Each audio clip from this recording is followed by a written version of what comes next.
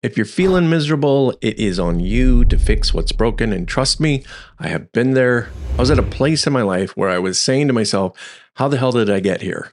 Translation, my life was a mess and I was clueless about what to do next. And the biggest lesson I learned was that I wasn't just a lost sock. I didn't get there by accident. And the biggest reason for this pile of horse manure called my life was classic nice guy behavior. I was trying to control every part of my life and also everyone else's. Like most nice guys, I was a total control freak at the time, even though I couldn't see it in myself. The truth is that when we try to manage others' emotions, when we aim for perfection in everything, and when we argue with reality itself, we are seeking to be in control. And like most nice guys, I had an upper limiting belief that said if I didn't control everything, I would be miserable. Turns out control is an illusion. This lesson hit me hard during my divorce. I realized that I really had very, very little control over anything in my life, especially other people. Yet I still tried to control my environment, the people around me, and anything that life threw my way. The result, I felt like I was drowning in life's muck. And in a panic, I tried to cling onto what I had, controlling everything and trying to get it all back.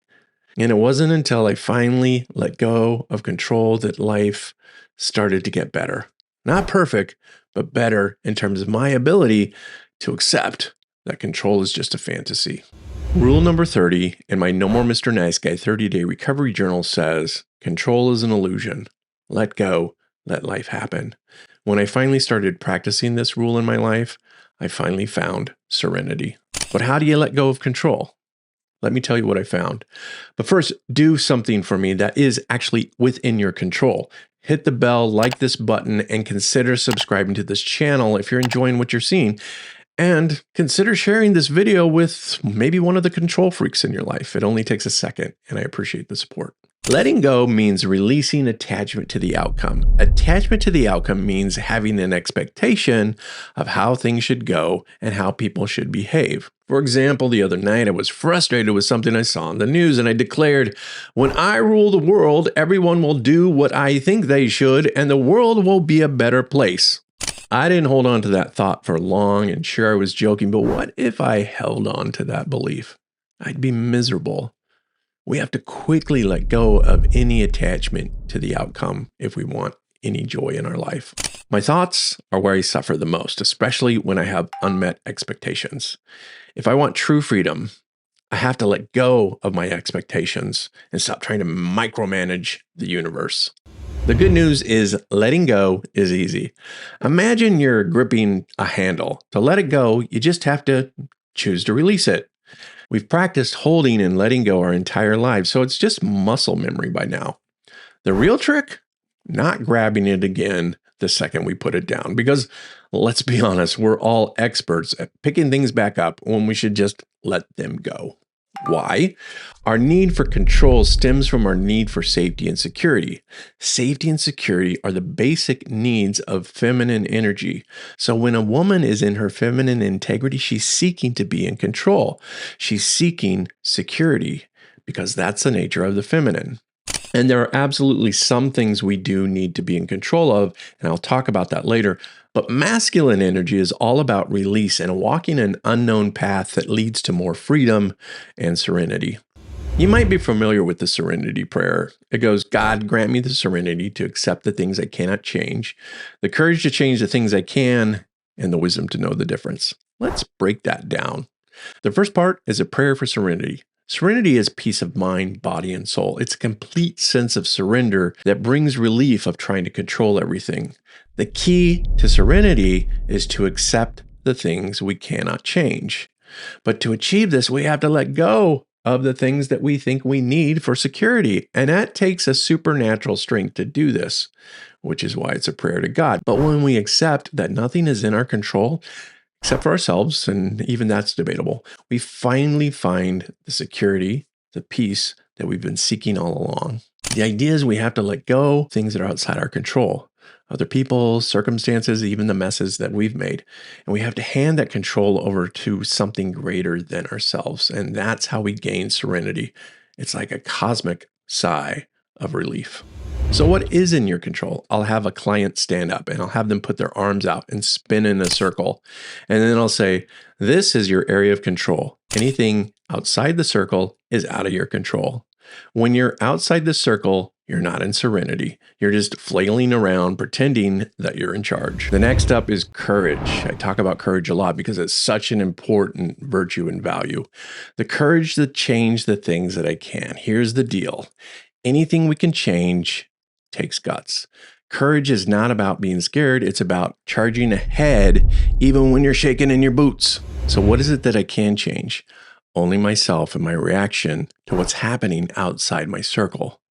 It's my attitude and my willingness to accept life on life's terms that requires the courage. Viktor Frankl was an Austrian neurologist, psychiatrist, Holocaust survivor, and author. He's best known for his book, Man's Search for Meaning, where he chronicles his experience in the Nazi concentration camps, and he delves into the psychotherapeutic method he called logotherapy, what we now call existential therapy. Frankl's work emphasized our ability to find meaning even in the worst of circumstances, making his insights super relevant for anybody facing adversity.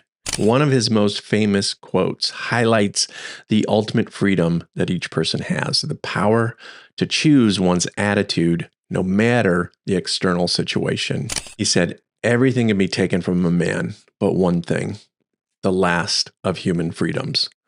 To choose one's attitude in any given set of circumstances, to choose one's own way. Remember, this was coming from a man who lost his entire family in the Holocaust and endured the worst of human atrocities.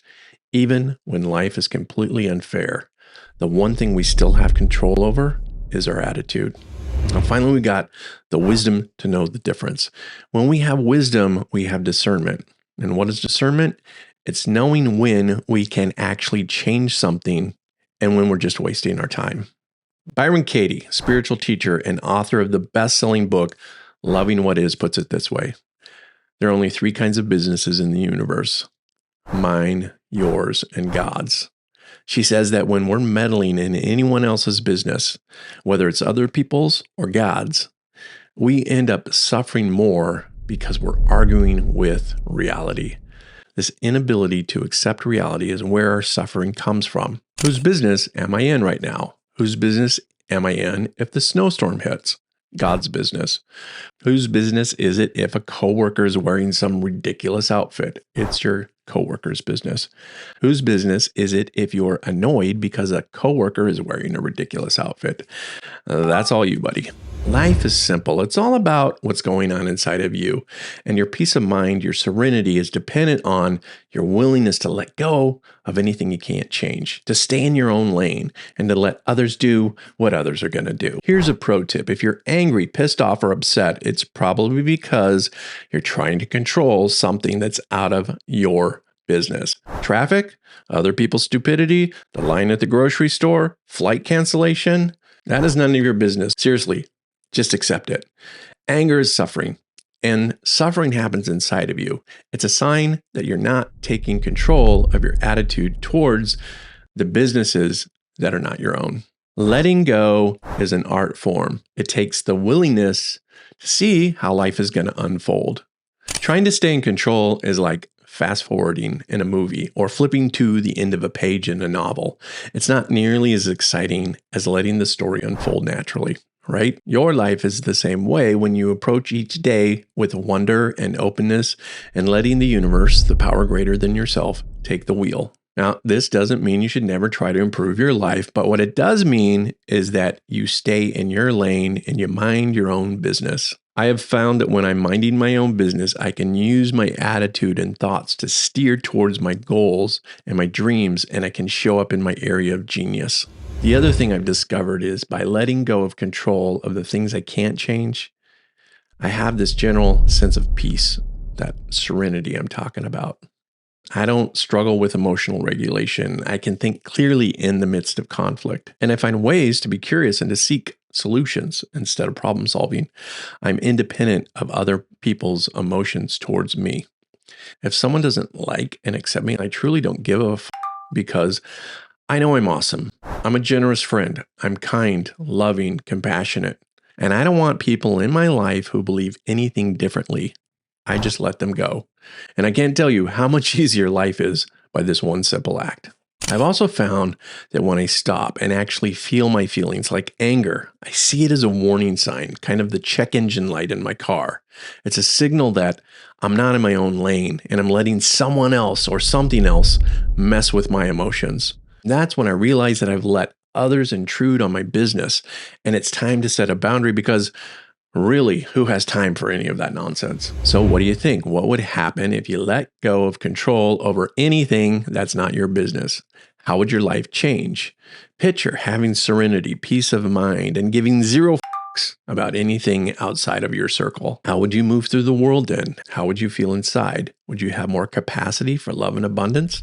Think about it and let me know what you think in the comments. And if you like this video, check out Reclaiming Your Masculine Energy. Stop being so sensitive. Stop being butthurt. I'll put a link up here so you can just click on that and go right to it. Thanks again for watching this video. And if you're listening to this on your favorite podcast platform, be sure to subscribe and give it a review. I absolutely appreciate it.